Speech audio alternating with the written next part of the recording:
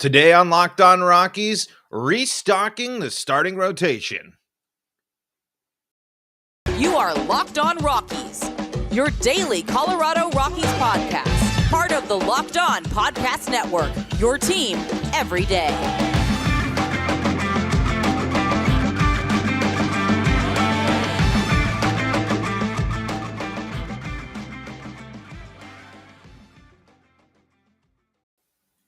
Rock on Rockies fans, welcome into the Locked On Rockies podcast for today, the 11th day of November in the year 2022. I'm your host of the Locked On Rockies podcast, Paul Holden, bringing you your daily Colorado Rockies podcast right here on the Locked On Podcast Network, where you can find your team each and every single day. And if your team is the Colorado Rockies, well, guess what? You're in the right spot, because that's what we do around here. We talk Colorado Rockies baseball all the time. And if you're wondering, who the heck is this guy? Well, I'm your Rockies fan extraordinaire, Paul Holden, bringing you your daily Colorado Rockies talk for a little over 2 seasons now and following this team my entire life. You can kind of see behind me, there's some stuff. I've been loving this team through the ups and downs, basically ever since I've walked the old big blue marble we call home. Today on the Locked On Rockies podcast, we are diving into the Rockies re-signing José Ureña.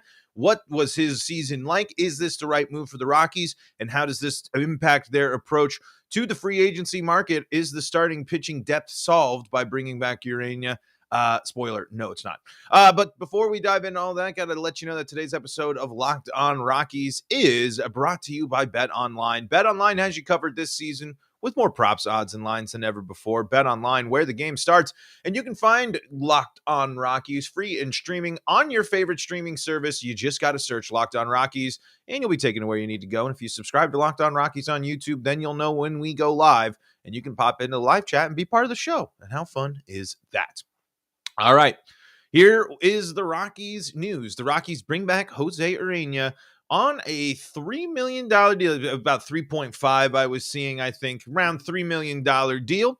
And this includes, and this is from Mark Feinsand over there, it also includes a $4 million club option for 2024. This is interesting. I mean, I think this is a fine move. I think this is a good way to add in a little bit of depth to a pitcher that you know can handle what it is like pitching at Coors and was fine for you last year. I'm not going to go ahead and put good or great for the Rockies. He had some great starts, especially towards the end of the season. He just didn't have any backup for a bit in terms of the offense. The offense really kind of betrayed him in some of the games, especially in the last part of the season. But this is an okay move for the Rockies. This is someone that isn't going to necessarily blow anyone away, but this gives the Rockies some stability, and it gives the Rockies at least now 3 starters out of what you need to know with your 5, potentially going to Austin Gomber, and that 5th spot can still go up in the air where they can go after it in free agency. I do still believe the Rockies are going to make multiple starting pitching moves.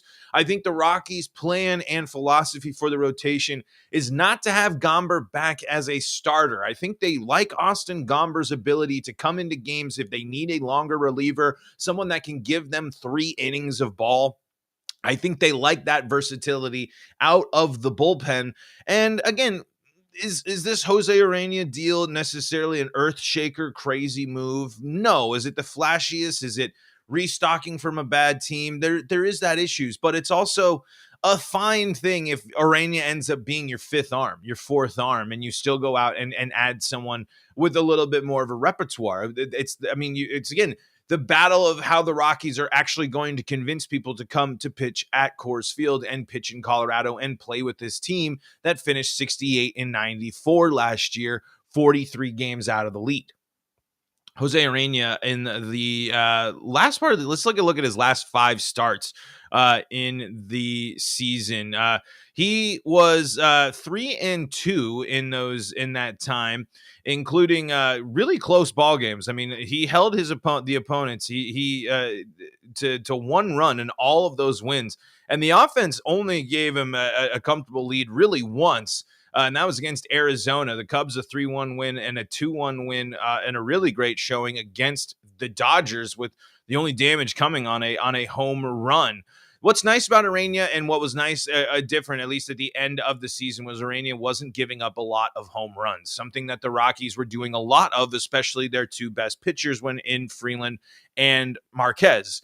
When you got an Ureña start, it wasn't anything flashy. There was some walk issues, not necessarily a ton, but 4 in the game, in the loss against San Francisco, a walk in at least every start outside of his last one, and you're looking at his 5 and 2 walks in the 2 of his wins. But that's Ureña on that deal. It's a player. It's a solid. It's not anything too crazy. It's not a super long-term commitment. The club option gives you the opportunity to go a different direction and makes it a little bit more enticing if Ureña ends up being a trade piece that somebody might be interested with that club option. That could be something that makes Ureña a little bit more of an enticing trade piece in case the Rockies do want to turn to some different pitchers or in case want to restock in a different way. What's interesting too was that sounded like Ureña wasn't super interested in returning with the Rockies. Didn't ever rule it out. Said the conversations were going, but I kind of assumed out of who are the Rockies going to bring back from the rotation last year, José Ureña or Chad Kuhl. I kind of figured the Rockies were going to be more successful with Kuhl, but this re-signing of José Ureña makes me. I don't think the Rockies are going to want to rerun the whole rotation. I don't think the Rockies really want to redo last year over again. And by bringing back Kuhl, you're kind of signaling that. I mean, is it out of the realm of possibilities that the Rockies do bring back Chad Kuhl and just kind of re-rack this starting rotation and then figure out one of the pitchers in your farm system, your Lamberts or things like that, coming back from injury to fill out your 5th spot? And just re-rack it? It definitely can, but you've seen a lot of coverage. We've seen a lot of buzz about the Rockies' focus being pitchers. I saw that Bill Schmidt was talking. I can't remember what media outlet it was, but he was talking about pitchers. So I wouldn't be surprised if this is the only one of the 2 that the Rockies bring back from last year. And it's something that I think I think this is a fine move. I think if overall, adding José Ureña into your depth isn't a bad thing. And it's still, you're not spending a ton of money, at least from the Rockies side. So you're encouraged to go out and maybe go out and still make some offers, make some opportunities, and still bring in some other pitchers. But let's look further back. Let's take a full look at José Ureña's season last year and talk about one thing that could be different for Ureña as well in terms of performance this year. But before we do that, got to tell you about our friends at BetOnline. BetOnline.net is your number one source for your sports betting info, stats, news, and analysis. I know the Rockies aren't in action, but guess what? You can bet on the Broncos, the Avalanche, the Nuggets. I mean, you can bet on just about anything at betonline.net. You can get the latest odds and trends for every professional and amateur league out there, from football to basketball, soccer. And folks, guess what? If you're like me, you like to play the video games, a little bit of this, a little bit of that, a little Call of Duty, a little League of Legends, something like that. I don't really play either of those games. I play different stuff, but they even got the esports betting that you can get in on. They got it all at betonline.net. And hey, you're listening to this podcast, so that must mean you like sports podcasts, and you can find those at BetOnline as well. They are the fastest and easiest way to get in on all the betting action. Head to the website today. That's betonline.net, or you go ahead and use that mobile device. That works too. So learn more about BetOnline. BetOnline, where the game starts. Don't miss out at betonline.net. We are talking about José Ureña for the Colorado Rockies, as he was just re-signed to the Colorado Rockies on a 1-year deal with a club option for 2024, about $3.5 million deal, $4 million option here in 2024. Let's take a look here and read from Purple Rose. Skylar Timmons writes, José Ureña reunites with the Rockies for 1 more year. Ureña joined the Rockies on a minor league deal after he was designated for assignment by the Milwaukee Brewers early in the 2022 season. Ureña eventually joined the big league club during the summer, finishing the season with the team after making 17 starts while going 3-8 with a 5.14 ERA and 89 in the third innings of work. He also posted a 15.2% career strikeout rate, 9.6 walkout rate, and 50.3% ground ball rate, all of which were similar to his career marks. Ureña showed plenty of promise with the Rockies leading to the reunion, evidenced by the fact that in 17 starts, he pitched into the sixth innings 12 times. Huge key factor there. Depth and getting to the sixth inning, so important for the Rockies, especially in tight ball games in which Ureña did keep the Rockies in a lot of them. Another stat to point out there, Rockies love ground balls. If you can cause ground balls, weak contact like that, the Rockies are definitely going to be interested in your pitching services. And when you're getting hitters to hit about on the ball on the ground 50% of the time, the Rockies are going to like that. Let's see. Evidence to the fact that he's in 17 starts, he pitched into the sixth inning 12 times and allowed 3 or fewer runs 12 times. He displayed a combination of consistency and effectiveness that the Rockies will look to capitalize on to boost their rotation heading into 2022. General Manager Bill Schmidt said that pitching was his main area of focus at the GM meetings in Las Vegas this week, and the Rockies had hinted at a possible reunion as the regular season came to a close. Ureña likely slots into the back end of the rotation behind Kyle Freeland and German Marquez. The move is the latest in a busy week for the Rockies that saw them trade Sam Hilliard to the Atlanta Braves, as well as have 2 players claimed off waivers while outrighting 3 players from the 40-man roster. We'll talk about that here in a little bit, just kind of a recap on some Rockies news that we might have missed. But again, you look at the numbers, and we'll dive in a little bit more. But thank you very much, Skylar, for writing that breakdown here. Low risk, consistency, and he's actually going to be with the club a full season. He's not going to have to deal with the doubt and the issues of bouncing around, being DFA'd. He had the deal done. He can focus on being a pitcher for the Rockies, and the Rockies are clearly giving him the confidence and showing that he is someone that the Rockies can depend, or the Rockies believe in, to contribute for their club. And that's got to, I talk about it all the time. That is a benefit for a player. That is something that is going to help them. Is it going to be the thing that carries them through? No, but it's going to be something that builds their confidence, especially in the offseason, knowing that you have a spot. José Ureña is now on a major league deal. It's not a minor league deal. The Rockies liked him enough. He has a spot in the rotation. That's exactly what he was looking to do, and he was able to, that's what you're kind of trying to do if you're a player in Ureña's position when you're trying to continue your career. That is exactly the type of boost that you need. And again, one of these things to keep in mind in his starts, 3 or few runs in 12 out of your 17 starts, that's a really good number. And that, again, highlights the fact that the Rockies offense was so bad that they couldn't help him out. And more often than not, when the Rockies were in a game by 3 runs or less, your starting pitcher allowing you only 3 runs at most through 6 innings, you got to be able to work your way back in there. Ureña is going to be better when the Rockies offense helps out. Same with Freeland, same with Marquez. One big thing, one big issue that impacts these Rockies pitchers is when the offense is bad, you have to rely more on pitching that isn't necessarily dominant, DeGrom, elite. And of course, they're going to crack a little, but you can't sit there and take away. That's a solid stretch. Out of 17 starts, 12 of them, you only allow 3 runs. And in that, in 7, he got into the 6th inning 12 times too. So, I'm sure those don't all match up completely, but you can kind of look at those numbers. You can kind of put them together that he was averaging 3 runs over 6 innings. And if that's what your starting pitcher is only allowing in today's game of baseball, you should be able to get back in there, especially when you're playing at a place like Coors Field, and especially when you're supposed to be a team that's offensive minded. The Rockies haven't really tapped into this the legacy of offensive focused baseball for the Rockies in a bit, and that we've talked about this before.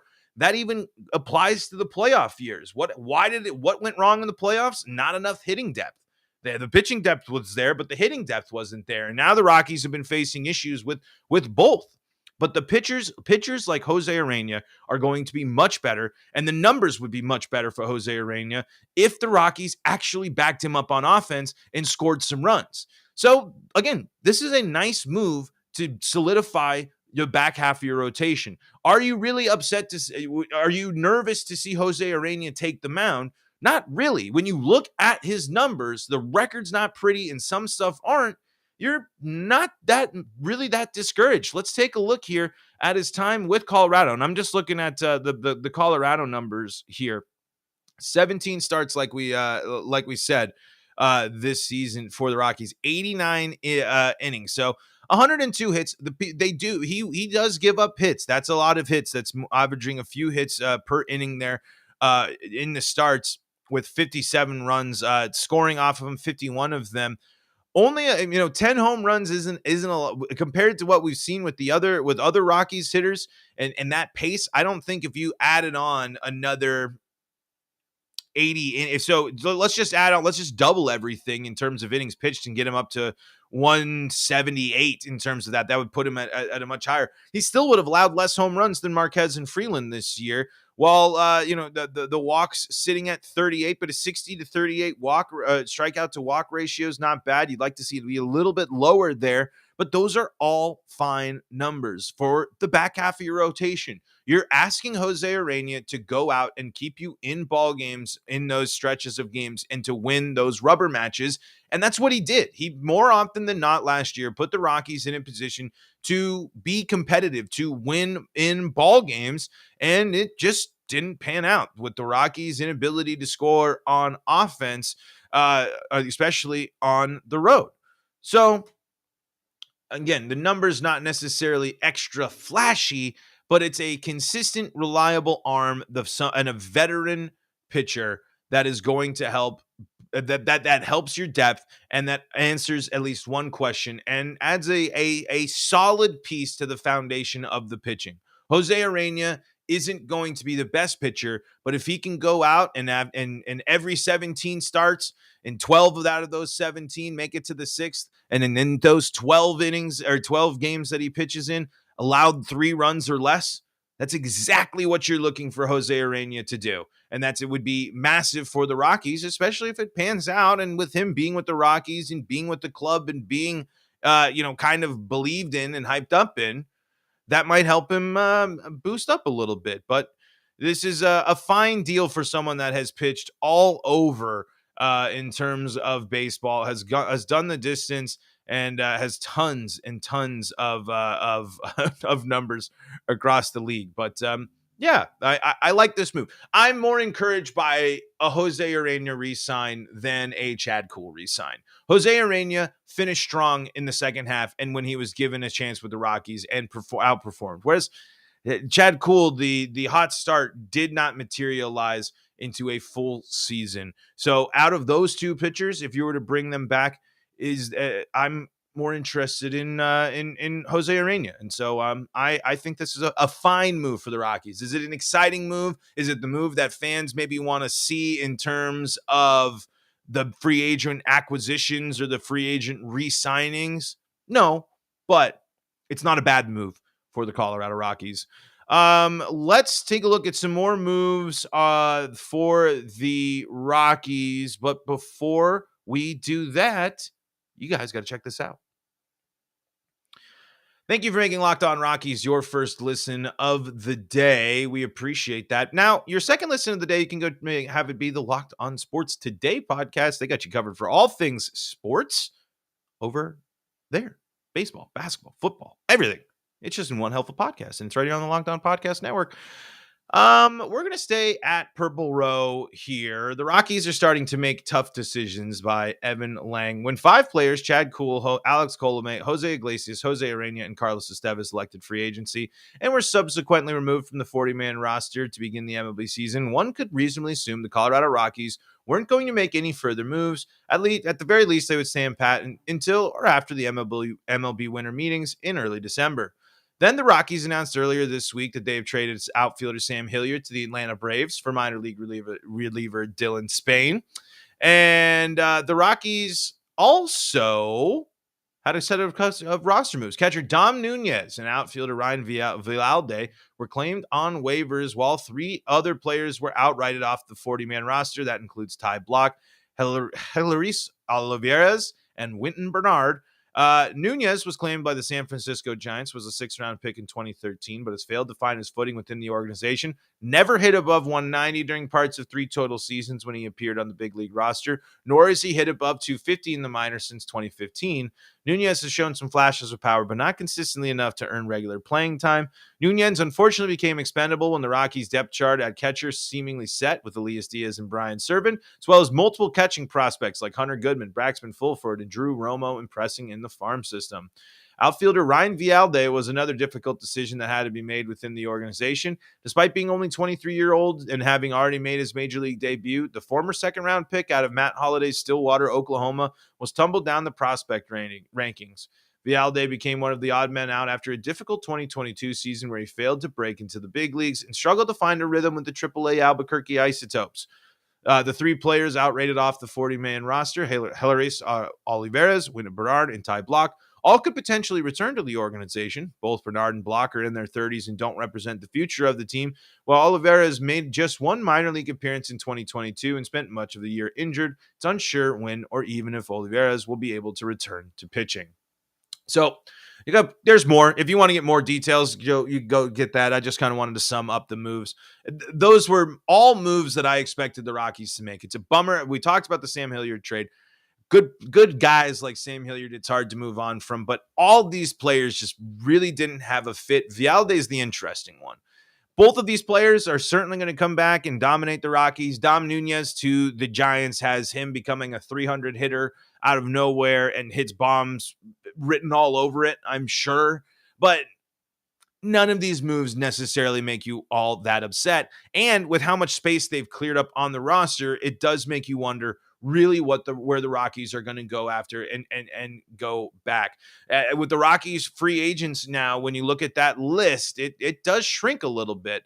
I don't think the Rockies have any interest in re-signing Alex Colomé. I don't think he impressed enough. I think if the Rockies are going to focus on bringing back a piece of their bullpen from last year, it'll be Carlos Estevez. But I'm leaning that Estevez is going to go out of Colorado as well, because I think some teams are going to be really interested in seeing what he can do and with that uptick in velocity and how Estevez finished the year. I think Estevez is going to find a new team to play for. However, he could bring him back. But out of the 5 free agents for the Rockies, now that Ureña has been brought back, that leaves 4 of them. I think Estevez is really the only one that makes the most sense to come back. But wishing not the best for former Rockies. I'm always rooting for Rockies players wherever they end up. See what new homes mean for those 3 players, and what happens if the Rockies do indeed try to reunite with Block, Olivares, and Bernard. Olivares probably makes the most sense. Maybe Bernard as well, just because of you liking his utility.